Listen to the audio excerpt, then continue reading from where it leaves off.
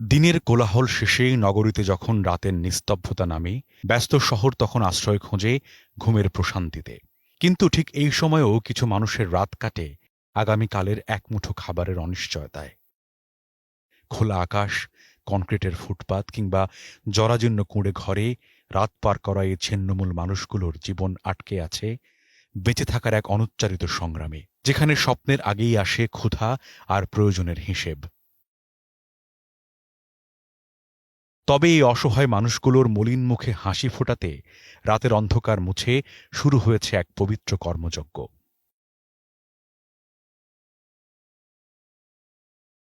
বিশাল সব চুলায় জ্বলে উঠছে দাও দাও আগুন। কয়েক হাজার মানুষের খাবার তৈরির এই নিবিড় প্রস্তুতি চলে রাত থেকে একদম ভোর পর্যন্ত, যেখানে আলো ছড়ায় মানবতার প্রদীপ। বিরামহীন হাতে চলে ধারালো ছুরি আর বিশালাকার খুন্তি হাতার একটানা ছন্দ।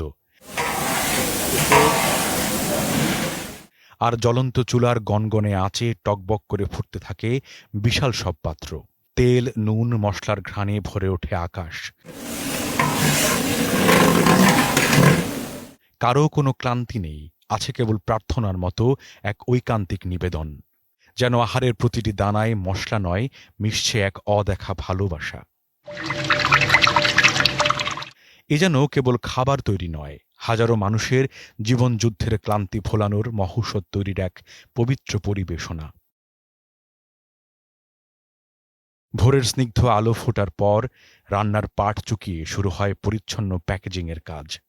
পরম যত্নে আর সর্বোচ্চ স্বাস্থ্যবিধি মেনে সুশৃঙ্খলভাবে প্রতিটি প্যাকেট প্রস্তুত করা হয়।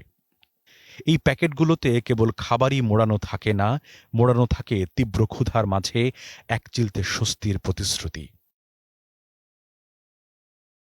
এরপর সকালের উজ্জ্বল আলোতে পরম সাবধানে খাবারের এই প্যাকেটগুলোকে নিয়ে যাওয়া হয় এবিজি স্পোর্টস গ্রাউন্ডের নির্ধারিত স্থানে। সারি সারি প্যাকেটগুলো যেন এক একটি ভালোবাসার সওগাত, যা ক্ষুধার্তদের মুখে জগৎ ভুলানো হাসি ফোটাতে অধীর অপেক্ষায় প্রহর গুনছে। পবিত্র জুমা পড়ে মানুষ যখন বের হয় মসজিদ থেকে, তখন শুরু হয় বিতরণ। দুস্থ নিঃস্ব পথঘাটের বাসিন্দাদের হাতে হাতে তুলে দেওয়া হয় গরম খাবার। কেউ জিজ্ঞেস করে না তুমি কে বা কোথা থেকে এলে। এখানে শুধু এক হাত বাড়িয়ে দেওয়া হয়, যেন আকাশ নিজেই নামিয়ে দেয় অন্যের ঝুলি।